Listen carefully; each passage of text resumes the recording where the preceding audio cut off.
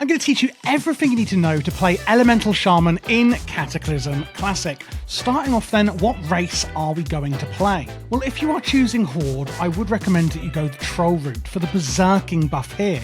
It's on a 3-minute cooldown and will increase your casting speed by 20% for 10 seconds. Another, less useful buff we get is the Beast Slaying modifier. Our damage dealt versus beasts is increased by 5%. However, most bosses in Cataclysm are not beasts. There are a few, of course, that are in the Firelands, though. Mainly, we are picking Troll because of the Berserking racial and not Beast Slaying. If you're on the Alliance side, we're going to go with Draenei. I nearly said Naru then.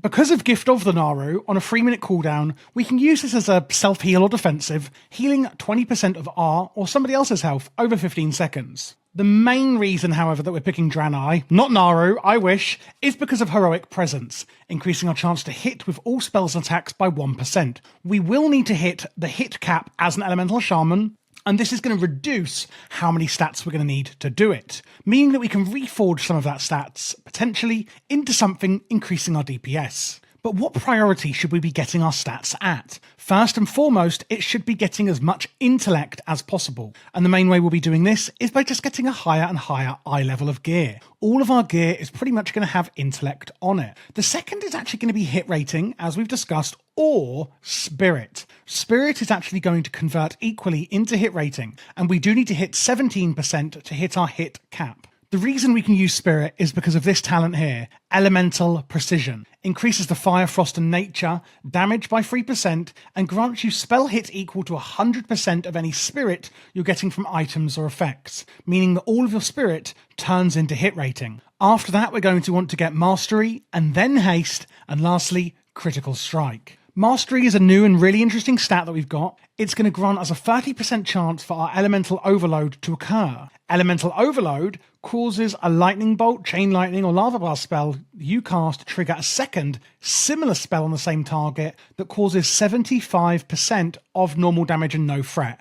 Basically, when you're doing your normal DPS spells, there's a chance that we're actually going to do a clone version of that spell at slightly less damage but causing no threat automatically. And the higher amount of mastery we have, the higher the chance this is going to occur. For the talents we're picking, of course most of these are going into the elemental tree. Starting off at the top here, we're going with Concussion, increasing the damage done by some of our main DPS spell. And 3 out of 3 into Acuity, increasing our critical strike with our spells. Onto the next row, we're putting 2 out of 2 into Call of Flame, increasing the damage done by some of our totems and fire spell. Elemental Warding reducing magical damage taken by 12%, and Reverberation is reducing the cooldown on some of our spells. All very simple talents so far. Lastly, on the second line, we have Elemental Precision. This is the one member that's going to turn our spirit into hit rating. Then we've got Rolling Thunder. When you deal damage of Lightning Bolt or Chain Lightning, this is our single target and AoE kind of filler spell here.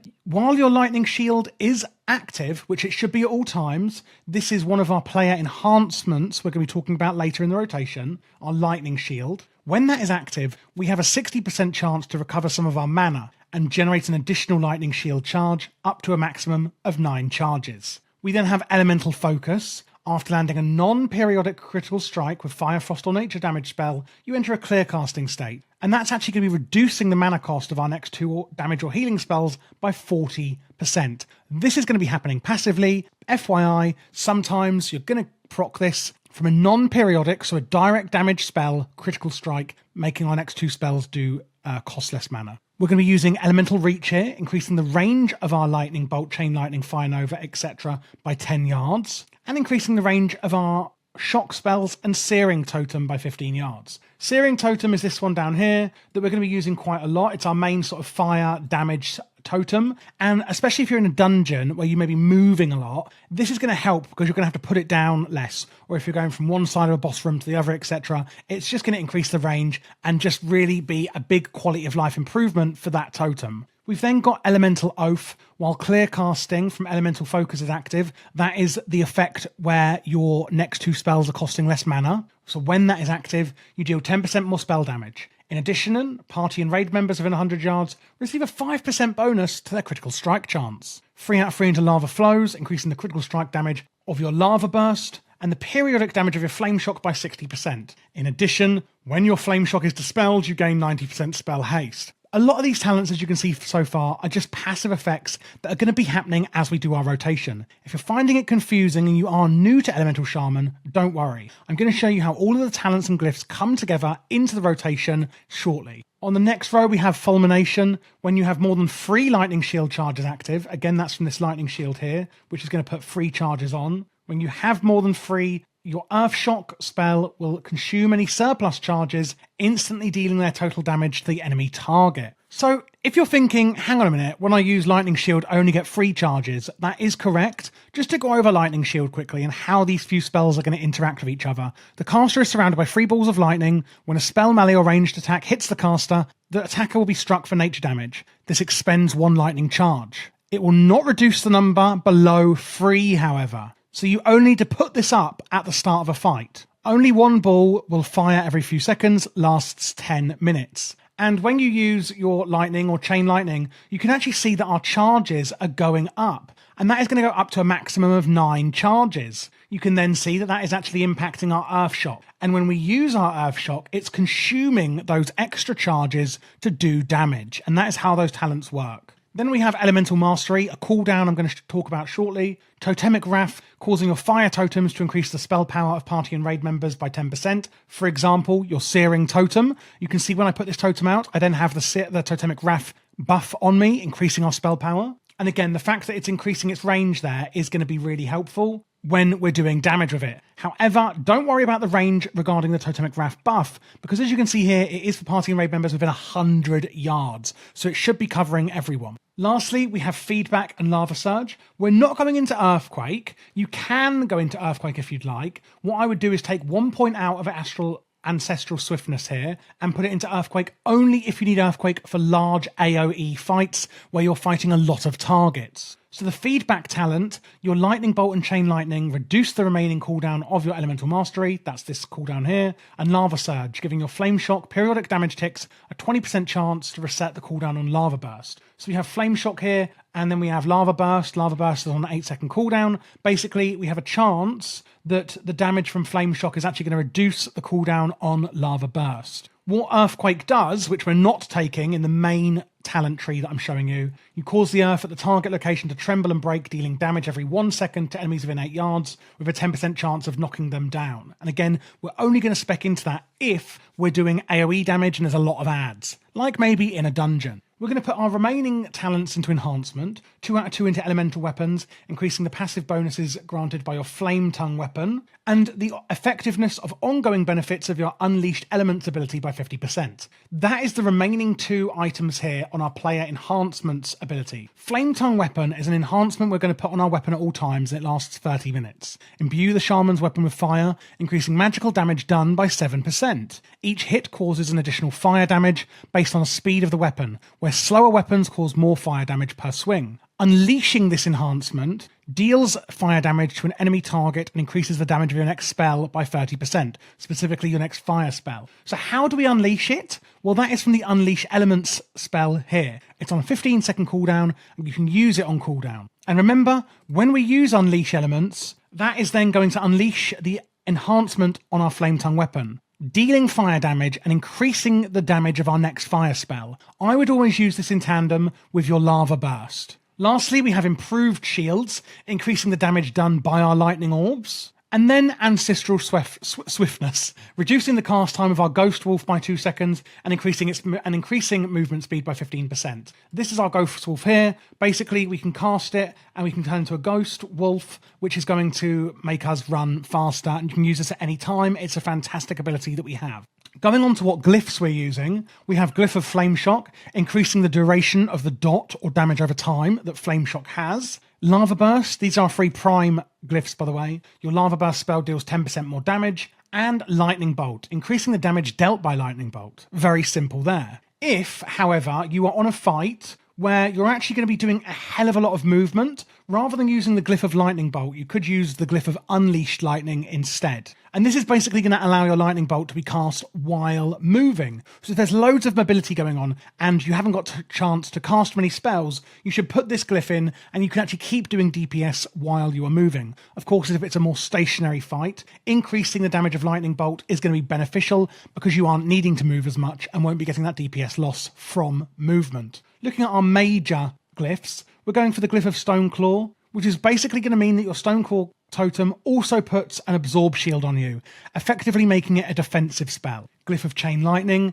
where your Chain Lightning now strikes 2 additional targets, but deals 10% less initial damage. And Glyph of Lightning Shield, which is actually, we've already spoken about, the part where basically your Lightning Shield can no longer go beneath 3 charges, meaning that you only have to put it up when it's actually literally falling off due to the duration and not actually from being hit. For minor spells, it's more quality of life on renewed life, where it no longer needs a reagent on reincarnation. The same with the Glyph of Water Walking. Lastly, Glyph of Thunderstorm is an interesting one, improving the mana you receive from your Thunderstorm by 2%, but it no longer knocks enemies back or reduces their movement speed. If you are using Thunderstorm for these reasons, then please do not put this glyph in. If you're thinking, what else should I put instead then? Just use Water Breathing or Astral Recall. They're again, just quality of life glyphs at that point. So how is it all going to come together into our rotation then? First things first. Just to work out what's going on my screen here, these are our main DPS spells. These few down here are the changes we're going to make for AoE. These are the player enhancements, as I'm calling them, or player buffs, etc., that we're using, that I've already spoken about. Down here is utilities, and down here is cooldowns. Starting for the main rotation for single target, first thing we're going to do is use Flame Shock. It's on a 5-second cooldown, and we want to keep up the dot on our enemies at all times. Instantly sears a target with fire, causing fire damage immediately and more fire damage over 26 seconds on our target. Second thing, always use your Searing Totem. Keep this up at all times. Remember, it's going to be putting on the Totemic Wrath buff to you and your party in raid, and it's also going to be dealing fire damage. As you can see here, it's shooting fireballs at my target passively. Next up, use Lava Burst on cooldown. It's on an 8-second cooldown. You hurl molten lava at the target, dealing fire damage. If your Flame Shock is on the target, it'll deal a critical strike guaranteed. Again, that's why we're making sure that we have the Flame Shock dot up at all times, because when we use Lava Burst on a target that has Flame Shock, the crit is guaranteed.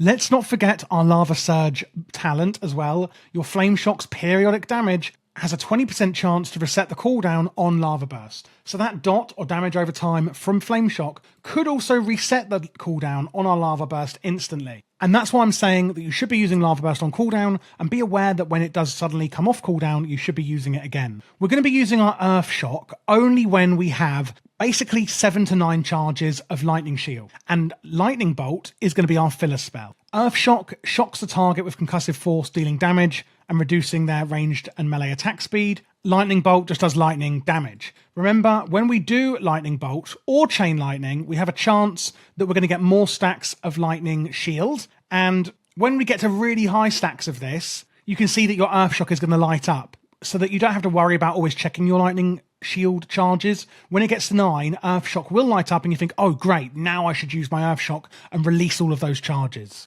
And that is due to the Rolling Thunder and Fulmination talents here. Let's just recap on those. When you deal damage of Lightning Bolt or Chain Lightning while your Lightning Shield ability is active, you've got a 60% chance to recover some mana and generate additional Lightning Shield charges up to 9. And then Fulmination, when you have more than 3 Lightning Shield charges active, your Earth Shock spell will consume any surplus charges, instantly dealing their total damage to the enemy target. And we're going to be using that when we're at the maximum amount of charges. And that is pretty much our single target rotation. If we're looking at what we're going to change for AoE, specifically if it's more than 3 targets, 3 or more targets, we're going to change out our Searing Totem for Magma Totem. Summons a Magma Totem that basically is going to cause fire damage to creatures within 8 yards every 2 seconds. We're also going to use our Thunderstorm on cooldown. You cool down a bolt of lightning, energizing you and damaging nearby enemies within 10 yards, restoring mana and dealing nature damage to all nearby enemies. And lastly, as your filler, we can use Chain Lightning when we have 2 or more enemies. And you will be getting a lot more Lightning Shield charges when you use Chain Lightning, because it's affecting more enemies and therefore increasing the chance that you get more Lightning Shields. To recap on these 3 spells here, we have our Flame Tongue weapon, which we're putting on our weapon at all times. It lasts 30 minutes. Increasing magic damage done by 7%. Each hit causes additional fire damage, and we can unleash it with the Unleash Elements spell, dealing fire damage and causing our next fire damage spell to do 30% increased damage, which we'll use on our Lava Burst. Don't forget, of course, at the start of the fight to put your Lightning Shield on before you go into battle. And then we've got our big cooldowns: Elemental Mastery, Fire Elemental, and Earth Elemental. Elemental Mastery is on a 3-minute cooldown. Your next Lightning Bolt, Chain Lightning, or Lava Burst becomes instant cast. So when I use that, I can then use Lava Burst instantly. In addition, your Fire, Frost, and Nature damage is increased by 15%, and you gain 20% spell haste for a total of 15 seconds, which is massive. This is your main DPS cooldown, and we also have a 10-minute cooldown on our elementals. Basically, you can call these out whenever you like. Huge Rock Elemental, as you can see, and also a Fire Elemental. They will attack your targets, and basically, we want to get these out when we have a chance that they can do their best. What do I mean by that?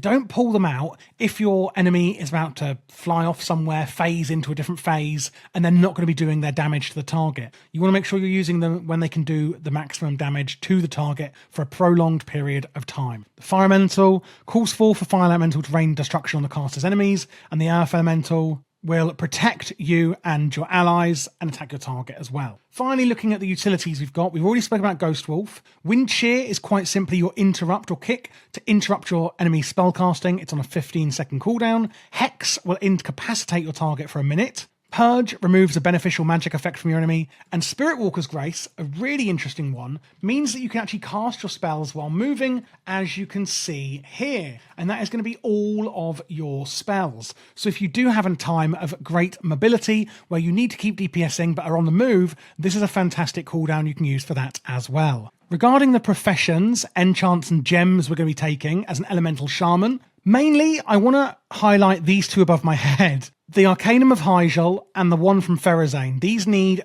Hyjal and Pharazane reputations. I have got a guide for them. Check out my description or my channel. I've put the video there. And this is going to give you an intellect enchant for both the shoulder and head slot. Regarding the gems, we can put a Brilliant Inferno Ruby in our red slots. For yellow, it's the Reckless Ember Topaz, and for blue, it's a Purified Demon's Eye. In the meta gem slots, we're going to put the Burning Shadow Spirit Diamond, increasing intellect and crit. If you're wondering what professions to take, I personally advise tailoring if we're just looking for what they offer rather than making our own gear, that is. And that's going to be able to give you a cloak enchant, increasing the chance for 295 spell power for 15 seconds when casting a spell. Enchanting means you can enchant your rings of spell power at 23 spell power each, meaning a total of 46 spell power on both of your rings extra. For your weapon enchant, we can use Power Torrent, permanently enchanting weapon to sometimes increase intellect by 500. And regarding the consumables, we're going to be using the Flask of Draconic Mind, increasing intellect for an hour,